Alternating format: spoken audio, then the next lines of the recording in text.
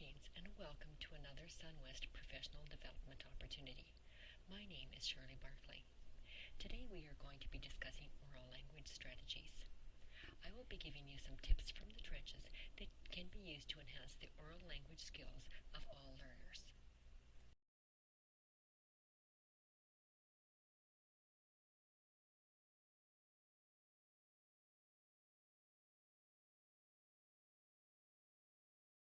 The purpose of today's webinar is to give you a brief overview of the importance of oral language development in the lives of all students, whether they be EAL learners or have English as their native language.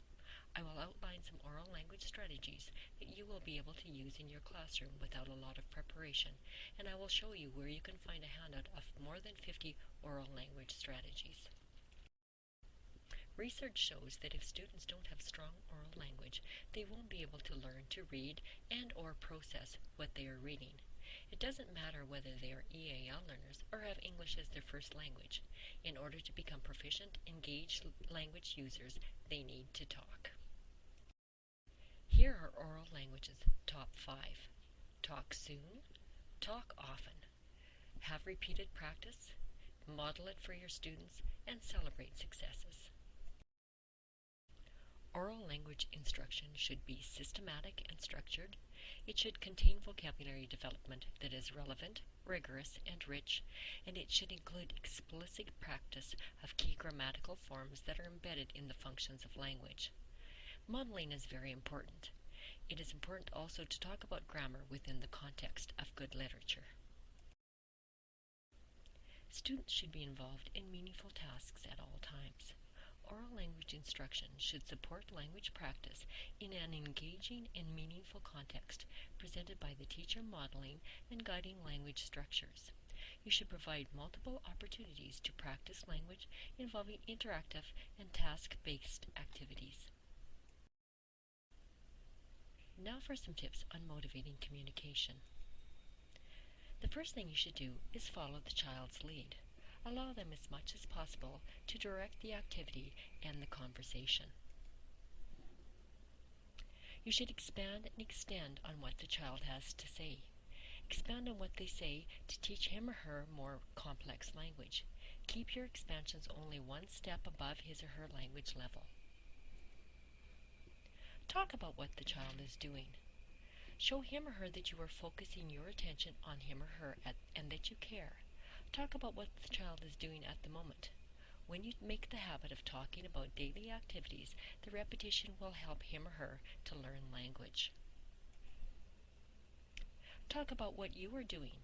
It's an excellent way to model proper use of language. Label things either orally or literally. In order to increase a child's vocabulary, repetition is very important. Bombard the students with the use of words that they are learning, both visually and in the conversation in the classroom. Ask open-ended questions. Avoid questions that have a yes or no answer. Ask questions that allow the children to practice language. This also encourages language development and thinking skills. As part of this presentation, I have compiled a handout of 50 oral language activities. Unfortunately, I won't be able to talk about all of them here today because there's simply not enough time. I have picked a few must-dos to share with you today.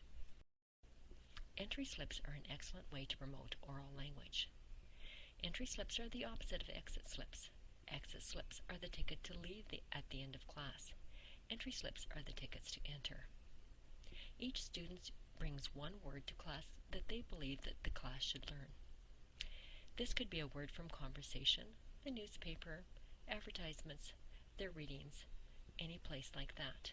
Students may give the entry slip to the teacher upon entering or write the word on the board as they enter.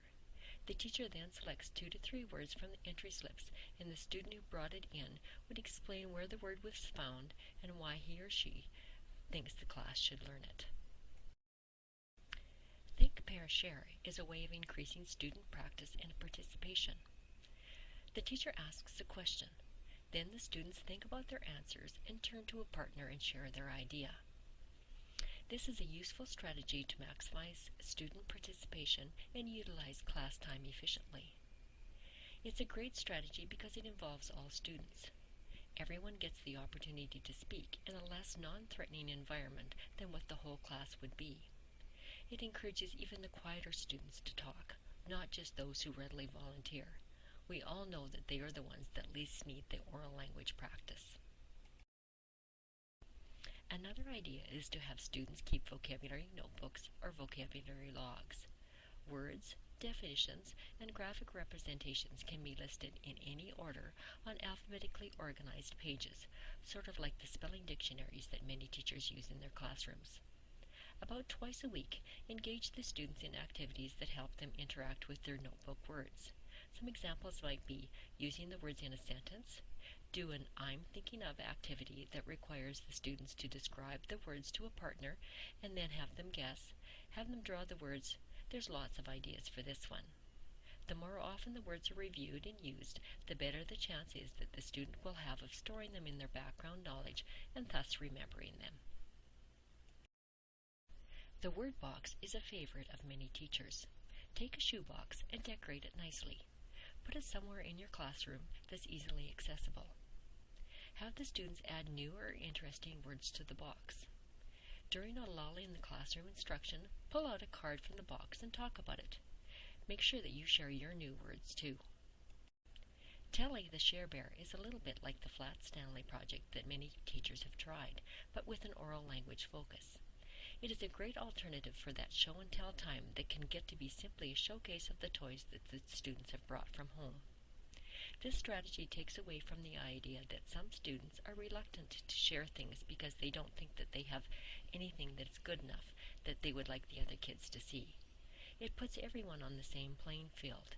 It allows for great discussions in class. The other students will want to ask many questions, and most importantly, it involves family. It gets them talking as they complete the journal together. The mystery bag is a terrific alternative to show and tell. The student brings something to school to share with the class and puts it in the mystery bag, which is a cloth bag with a drawstring at the top. Then the student gives clues about the object to the rest of the class. The clues would vary according to the age of the students. An alternative to this would be the object box or a feely bag, which is simply an ordinary box or bag that is large enough to contain a number of simple, familiar household and school objects. The students use their oral language to guess what they are touching. A variation here would be to use a negative descriptor, such as, this cannot be this because. Another variation is the stuffed animal mystery. One child fills a pillowcase with familiar stuffed animals. She tells the other children to close their eyes or face in the opposite direction. Then she takes an animal from the pillowcase and hides it from view under a box. She tells the other children to open their eyes or turn around. She uses words to describe the mystery animal without naming it. The other children listen, and as the descriptions are given, they ask questions that will help them to identify the stuffed animal. After the stuffed animal is identified, another child takes a turn selecting an animal and describing it to the other children. This can be used with vegetables that would be eaten at snack time, toys, objects, or equipment around the classroom. There are lots of benefits to doing readers' theaters with your students. They provide opportunity to practice fluency and oral expression in a safe, manageable environment. It enhances oral expression, refines speaking skills in front of the audience, and develops group social skills.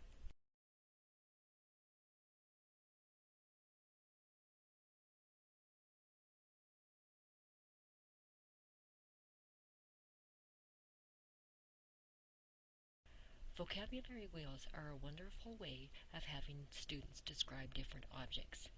This particular graphic organizer could be used with younger students. It could also be made into a poster that you could hang up in your classroom. Here is a more complex template that could be used with older students or for students that have more advanced oral language skills.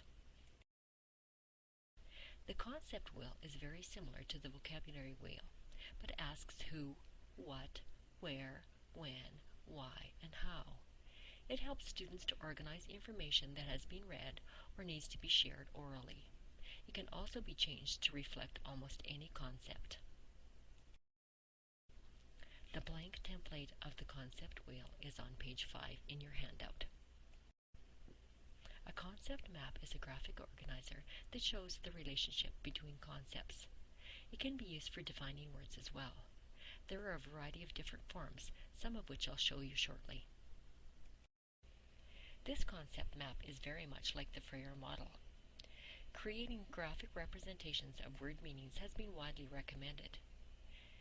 Students should be encouraged to share their representations. In that way, they will have the opportunity to see lots of different pictorial renderings of word meanings and may be able to enhance or revise their own mental images and drawings. Stick figures and facial expressions in a head are preferred over elaborate artistic efforts, since the goal is to pictorially represent a word, not to create a work of art. This particular example of the concept word map includes definitions and pictures. There are other examples in the handout package. The vocabulary ring is simply what it suggests. You have the words on a key ring. This activity maximizes student engagement. It helps the children to show their understanding of the vocabulary that they have already learned. In it, the teacher poses a question, a closed sentence, a definition, or a clue. The students then find the word and show the card. You could have the word on the front and the picture on the back. That would totally depend on the language needs and the age of the children. The news-telling chart assists students in organizing their thoughts before they speak orally in front of the class. Depending on the age level of the students, they either write or draw their news. It can be used for personal news or for sharing news of a more global nature, such as current events or newspaper stories. There is a template on page 9 in the handout package. Text talk is a great strategy to use with books that you've used during shared reading. Here's how it works. You pick 3 or more words from the text. Direct instruction begins after the text has been read aloud and discussed. Students repeat the word aloud with the teacher. The teacher explains the meaning of the word in student-friendly language and provides examples of the word used in other contexts. The children then use the word by providing their own examples. Then you would introduce 1 or 2 other words following the same procedure. If applicable, have the children demonstrate the word meaning through facial expressions or actions. Put the name of the book jacket, or a copy of the cover on the wall. Put the words on a card under the cover. Each time the students use one of the words, you or they put a check mark beside that word. Here's an example from the classic story, Sylvester and the Magic Pebble. Wordless books are a great way to help children become storytellers and to promote oral language. Try writing down the stories that the children compose as they read the wordless books. This nourishes the children's sense of themselves as readers and writers. Don't forget to publish their stories into a classroom book. A list of wordless books is in the handout package on page 11. The barrier game is a fun way to build listening skills, concept knowledge, and an understanding of the language of instruction. Here's how it works. 2 students sit on either side of a barrier, which would be a small screen, an upright book, or something that you create yourself. The instructor is then given a few minutes to create or do something with the materials and supplies provided. Next, the student describes to their partner how to create or do the project. Once complete, the students compare the projects and discuss. There are lots of variations you can try, depending on the age and English ability of the students. Have the students build something with Lego. Have the students draw a picture and then describe the drawing using only shapes and directional terms. Have the students make a creation out of geometric figures. Another variation here would be to do a following directions activity with the students that are behind a barrier. Give both or all students the same directions and see if they can come up with the same creation. An example of a drawing activity would include, in the middle of your paper, draw a happy face. On the top of the happy face, draw a triangle. Above the triangle, draw a sun. Below the happy face, draw a table. Under the table, draw a heart. In the triangle, draw a square. Draw a moon on the right side of your paper, close to the edge, parallel to the sun. Draw a line connecting the sun to the moon. Draw a glass of water on the right side of the table. Draw a star behind the left leg of the table. On the top left-hand corner of your paper, draw a cloud. Once the drawings are complete, have the students compare and discuss. When adapting for age levels, you would increase the complexity of the task by adding a variety or an increased number of objects. For EAL students, at first limit the number of objects given for the students to create with. Sonia Yudkovich was the keynote speaker at the Saskatchewan Hunterian Educators Association Conference in 2012. She has published a number of books, including Whatever Happened to Hopscotch, Every Child a Winner, and Breaking the Silence, Teaching the ESL Learner in a Multicultural Classroom. Here are a few of the oral language strategies that she talked about at the conference. In Sonia's variation of I have, who has, you have two colors of cards, one with the word and the other with the definition. For this activity, you search for the partner that matches. For what's the question, the teacher gives the answer and the students come up with the question. This is a great critical thinking activity. For what am I, pictures from magazines, etc. are hung from a string on the person's back. They ask the group questions trying to figure out what the picture is. They don't have to be yes or no questions and can be related to any subject area. In paired speeches, the students work and plan with a partner, acting out the beginning, middle, and end of what's depicted on a card. Later on, you would give them a longer story to act out. This is a great segue into writing and using a storyboard for younger students. For picture reading, the students are required to tell the story that's behind a picture.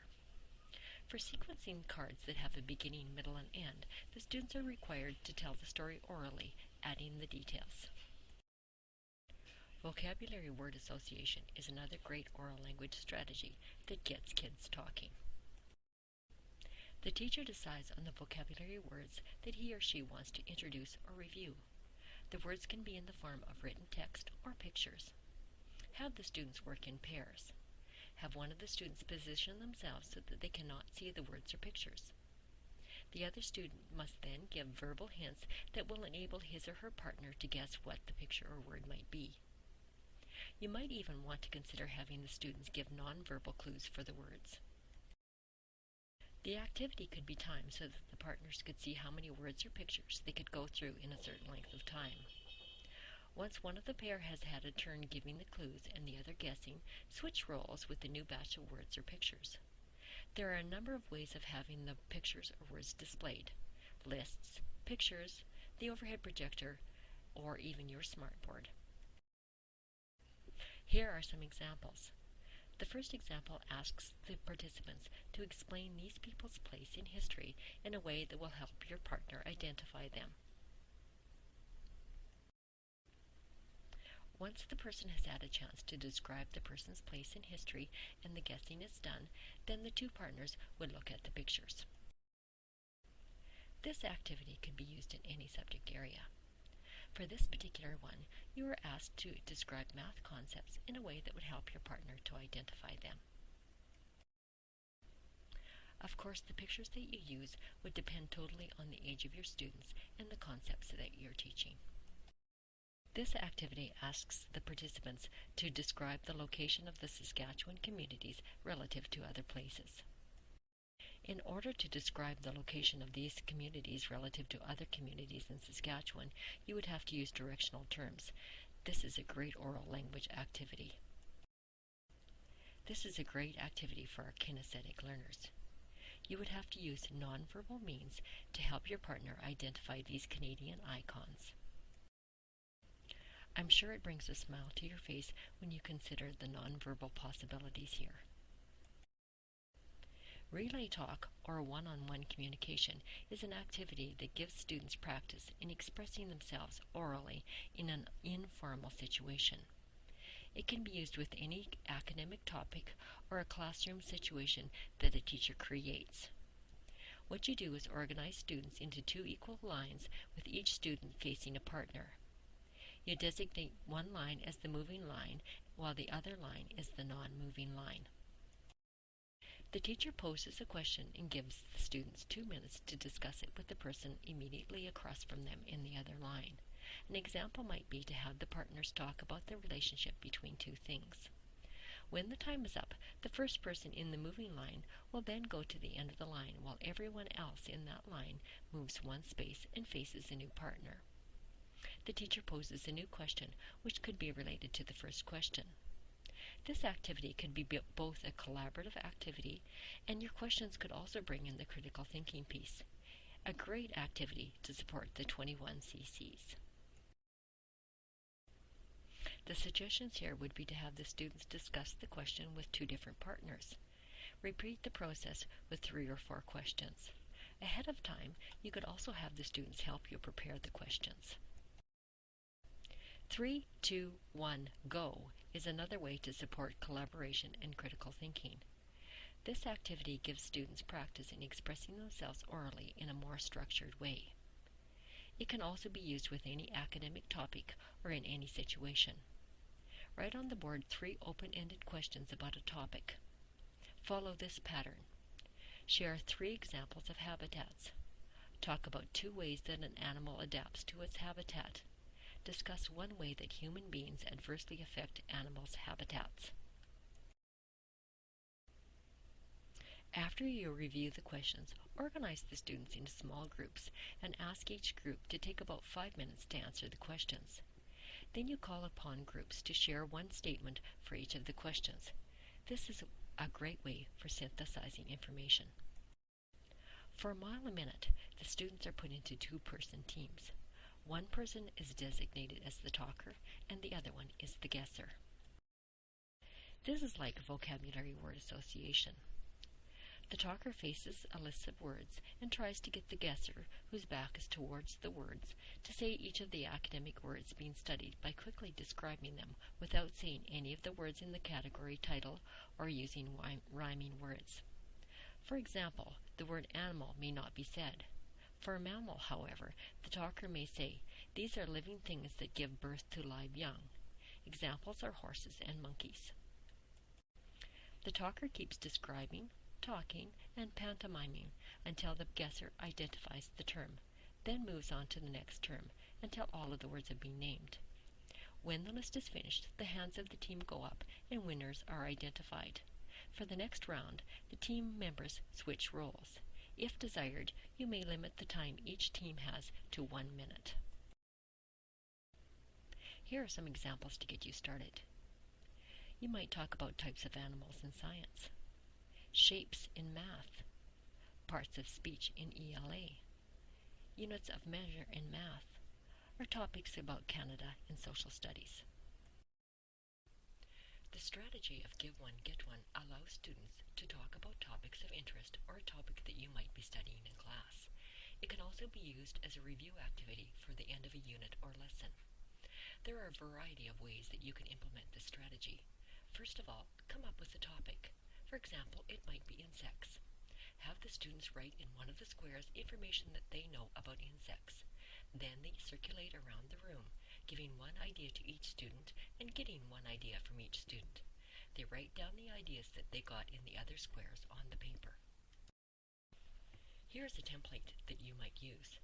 After the students have circulated around the room, they can then discuss what they've heard, who had similar answers, and which ones were the most common. If using this as a review activity, the teacher gets a good idea of the background knowledge and can clear up any misconceptions before starting a unit. In another variation of Give One, Get One, on a piece of paper or note card, the student writes down a statement about what you've been discussing in class. It would be a major idea that resonates with them. Then they get up from their spot and find a partner with whom they spend 1 or 2 minutes sharing their idea. Their partner shares their idea as well. The partners swap papers and go and find a new partner with whom they share the new idea. The activity continues until each student has had the opportunity to share with several classmates. This strategy is great as it gets the students talking and listening as they know that they have to present the new ideas to someone else. When using this strategy with older students, the teacher would give each one a give one, get one grid. Then the students would circulate around the room, getting classmates to talk about the topic. A brief summary of each person's major point is written on the grid.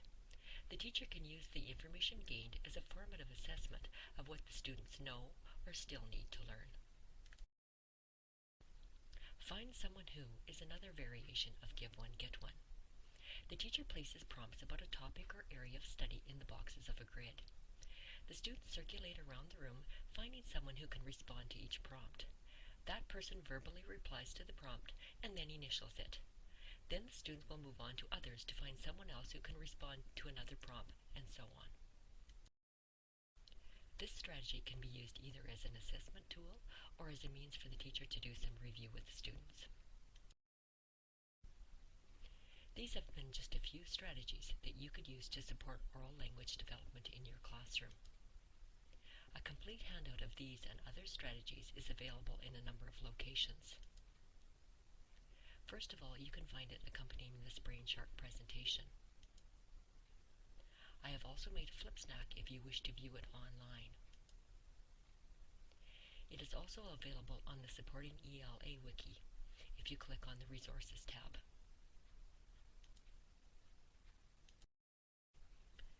Thank you so much for taking the time to view this presentation. And also thank you for your efforts to support the oral language development of students in SunWest schools. Have a great rest of the school year, and if you have any questions at all, feel free to contact me at any time.